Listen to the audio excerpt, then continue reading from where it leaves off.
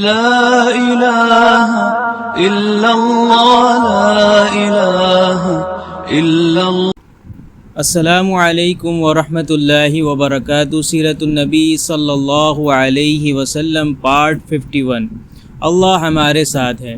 اس طرح انہوں نے تمام سوراخ بند کر دیے مگر ایک سوراخ رہ گیا اور اسی میں سانپ تھا. حضرت ابوبکر صدیق رضی اللہ تعالیٰ نے اس سوراخ پر اپنی ایڑی رکھ دی.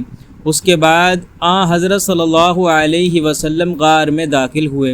ادھر سانپ نے اپنے سوراخ پر ایڑی دیکھی تو اس پر ڈنک مارا. تکلیف کی شدت سے حضرت ابوبکر صدیق رضی اللہ تعالیٰ کی آنکھوں سے آنسو نکل پڑے، لیکن انہوں نے اپنے منہ سے آواز نہ نکلنے دی، اس لیے کہ اس وقت حضرت صلی اللہ علیہ وسلم ان کے زانو پر سر رکھ کر سو رہے تھے. حضرت ابوبکر صدیق رضی اللہ تعالیٰ نے سانپ کے ڈسنے کے باوجود اپنے جسم کو ذرا سی بھی حرکت نہ دی، نہ آواز نکالی کہ کہیں حضور صلی اللہ علیہ وسلم کی آنکھ نہ کھل جائے. تاہم آنکھ سے آنسو نکلنے کو وہ کسی طرح نہ روک سکے. وہ حضور صلی اللہ علیہ وسلم پر گرے. ان کے گرنے سے حضور صلی اللہ علیہ وسلم کی آنکھ کھل گئی. آپ صلی اللہ علیہ وسلم نے حضرت ابوبکر صدیق رضی اللہ تعالیٰ کی آنکھوں میں آنسو دیکھے تو پوچھا، ابوبکر کیا ہوا؟ انہوں نے جواب دیا، آپ پر میرے ماں باپ قربان، مجھے سانپ نے ڈس لیا ہے. آپ صلی اللہ علیہ وسلم نے اپنا لعاب دہن سانپ کے کاٹنے کی جگہ پر لگا دیا. اس سے تکلیف اور زہر کا اثر فوراً دور ہو گیا. صبح ہوئی. حضور صلی اللہ علیہ وسلم کو حضرت ابوبکر رضی اللہ تعالیٰ کے جسم پر چادر نظر نہ آئی تو دریافت، ابوبکر چادر کہاں ہے؟ انہوں نے بتایا، اللہ کے رسول، میں نے چادر پھاڑ پھاڑ کر اس غار کے سوراخ بند کیے ہیں. آپ صلی اللہ علیہ وسلم نے دعا کے لیے ہاتھ اٹھا دی اور فرمایا، اے اللہ، ابوبکر کو جنت میں میرا ساتھی بنانا.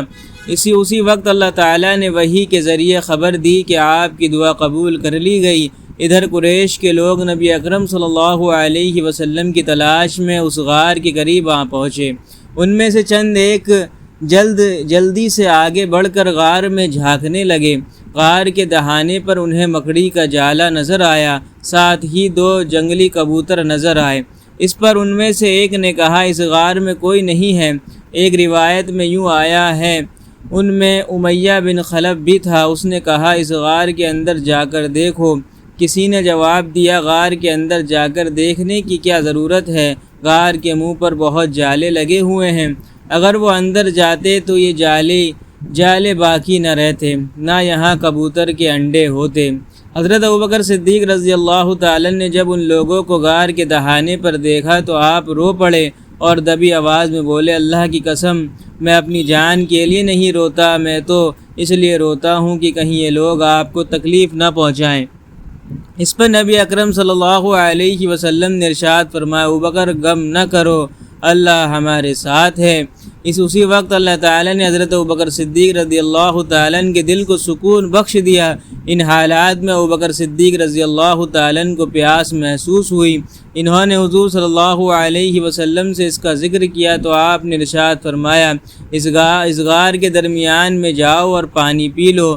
صدیق اکبر اٹھ کر غار کے درمیان میں پہنچے. وہاں انہیں اتنا بہترین پانی ملا کہ شہد سے زیادہ میٹھا، دودھ سے زیادہ سفید اور مشک سے زیادہ خوشبو والا تھا.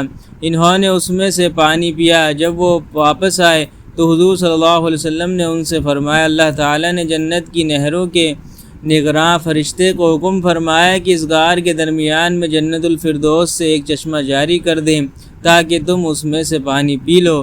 یہ سن کر حضرت ابوبکر صدیق رضی اللہ تعالیٰ حیران ہوئے اور عرض کیا اللہ کے نزدیک میرا اتنا مقام ہے؟ آپ صلی اللہ علیہ وسلم نے ارشاد فرمایا، ہاں، بلکہ ابوبکر اس سے بھی زیادہ ہے. قسم ہے اس ذات کی جس نے مجھے حق کے پیغام کے ساتھ نبی بنا کر بھیجا ہے، وہ شخص جو تم سے بغض رکھے جنت میں داخل نہیں ہوگا. غرض قریش مایوس ہو کر غار ثور سے ہٹ آئے اور ساحلی علاقوں کی طرف چلے گئے. ساتھ ہی انہوں نے اعلان کر دیا، جو شخص محمد یا ابوبکر کو گرفتار کرے یا قتل کرے اسے 100 اونٹ انعام میں دیے جائیں گے. آپ صلی اللہ علیہ وسلم اور ابوبکر صدیق رضی اللہ تعالیٰ اس غار میں 3 دن تک رہے۔ اس دوران ان کے پاس حضرت ابوبکر صدیق رضی اللہ تعالیٰ کے بیٹے عبداللہ رضی اللہ تعالیٰ بھی آتے جاتے رہے۔ یہ اس وقت کم عمر تھے مگر حالات کو سمجھتے تھے۔ اندھیرا پھیلنے کے بعد یہ غار میں آ جاتے اور اندھیرے فجر کے وقت وہاں سے واپس آ جاتے۔ اس سے قریش یہ خیال کرتے کہ انہوں نے رات اپنے گھر میں گزاری ہے۔ اس طرح قریش کے درمیان دن بھر جو باتیں ہوتی یہ ان کو سنتے اور شام کو حضور صلی اللہ علیہ وسلم کے پاس پہنچ کر بتا دیتے۔ حضرت ابوبکر صدیق رضی اللہ تعالیٰ کے ایک غلام حضرت عامر بن فہیرہ رضی اللہ تعالیٰ تھے۔ یہ پہلے طفیل نامی ایک شخص کے غلام تھے۔ جب یہ اسلام لے آئے تو طفیل نے ان پر ظلم ڈھانا شروع کیا۔ اس پر حضرت ابوبکر رضی اللہ تعالیٰ نے اس سے انہیں خرید کر آزاد کر دیا۔ یہ حضرت ابوبکر صدیق رضی اللہ تعالیٰ کی بکریاں چرایا کرتے تھے۔ یہ بھی ان دنوں غار تک آتے جاتے رہے۔ شام کے وقت اپنی لکڑیاں لے کر وہاں پہنچ جاتے اور رات کو وہیں رہتے۔ صبح اندھیرے حضرت عبداللہ رضی اللہ تعالیٰ کے جانے کے بعد یہ بھی وہاں سے اپنی بکریاں اسی راستے سے واپس لاتے تاکہ ان کے قدموں کے نشانات مٹ جائیں۔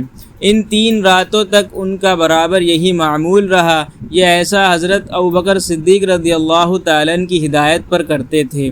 حضرت عبداللہ رضی اللہ تعالیٰ کو بھی حضرت ابوبکر صدیق رضی اللہ تعالیٰ نے یہی حکم دیا تھا کہ وہ دن بھر قریش کی باتیں سنا کریں اور شام کو انہیں بتایا کریں۔ عامر بن فہیرہ رضی اللہ تعالیٰ کو بھی ہدایت تھی کہ دن بھر بکریاں چرایا کریں اور شام کو غار میں ان کا دودھ پہنچایا کریں۔ حضرت ابوبکر صدیق رضی اللہ تعالیٰ کی بیٹی اسماء رضی اللہ تعالیٰ عنہا بھی شام کے وقت ان کے لیے کھانا پہنچاتی تھیں۔ ان 3 کے علاوہ اس غار کا پتہ کسی کو نہیں تھا۔ 3 دن اور رات گزرنے پر حضور صلی اللہ علیہ وسلم نے حضرت اسماء رضی اللہ تعالیٰ سے فرمایا، اب تم علی کے پاس جاؤ، انہیں غار کے بارے میں بتا دو اور ان سے کہو وہ کسی رہبر کا انتظام کر دیں۔ آج رات کا کچھ پہر گزرنے کے بعد وہ رہبر یہاں آ جائے۔ چنانچہ حضرت اسماء رضی اللہ تعالیٰ سیدھی حضرت علی رضی اللہ تعالیٰ کے پاس آ پہنچی۔ انہوں نے آپ صلی اللہ علیہ وسلم کا پیغام دیا۔ حضرت علی رضی اللہ تعالیٰ نے فوراً اجرت کا ایک راہب کا انتظام کیا۔ اس کا نام رقیت بن عبداللہ لیثی تھا۔ یہ راہب رات کے وقت وہاں پہنچا۔ نبی اکرم صلی اللہ علیہ وسلم جو ہی اونٹ کی بلبلانے کی آواز سنی، آپ فوراً ابوبکر صدیق رضی اللہ تعالیٰ کے ساتھ غار سے نکل آئے اور راہبر کو پہچان لیا۔ آپ صلی اللہ علیہ وسلم حضرت ابوبکر صدیق رضی اللہ تعالیٰ اونٹوں پر سوار ہو گئے۔ اس سفر میں حضرت ابوبکر صدیق رضی اللہ تعالیٰ نے اپنے بیٹے عبداللہ رضی اللہ تعالیٰ کے ذریعے اپنے گھر سے وہ رقم بھی منگوا لی تھی جو وہاں موجود تھی۔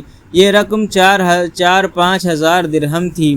جب حضرت صدیق اکبر رضی اللہ تعالیٰ مسلمان ہوئے تھے تو ان کے پاس 40-50 ہزار درہم موجود تھے۔ گویا یہ تمام دولت انہوں نے اللہ کے راستے میں خرچ کر دی تھی۔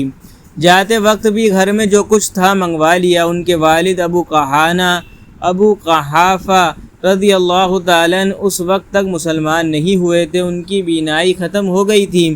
وہ گھر آئے تو اپنی پوتی حضرت اسماء رضی اللہ تعالیٰ عنہا سے کہنے لگے، میرا خیال ہے ابوبکر اپنی اور اپنے مال کی وجہ سے تمہیں مصیبت میں ڈال گئے ہیں۔ مطلب یہ تھا کہ جاتے ہوئے سارے پیسے لے گئے ہیں۔ یہ سن کر حضرت اسماء رضی اللہ تعالیٰ عنہا نے کہا، نہیں بابا، وہ ہمارے لیے بڑی خیر و برکت چھوڑ گئے ہیں۔ حضرت اسماء کہتی ہیں، اس کے بعد میں نے کچھ کنکر ایک تھیلی میں ڈالے اور ان کو طاق میں رکھ دیا۔ اس میں میرے والد اپنے پیسے رکھتے تھے۔ پھر اس تھیلی پر کپڑا ڈال دیا اور اپنے دادا کا ہاتھ ان پر رکھتے ہوئے میں نے کہا، دیکھیے روپیے یہاں رکھے ہیں۔ ابو قحافہ رضی اللہ تعالیٰ نے اپنا ہاتھ رکھ کر محسوس کیا اور بولے، اگر وہ یہ مال تمہارے لیے چھوڑ گئے ہیں تب فکر کی کوئی بات نہیں، یہ تمہارے لیے کافی ہے۔ حالانکہ حقیقت یہ تھی کہ والد صاحب ہمارے لیے کچھ بھی نہیں چھوڑ گئے تھے۔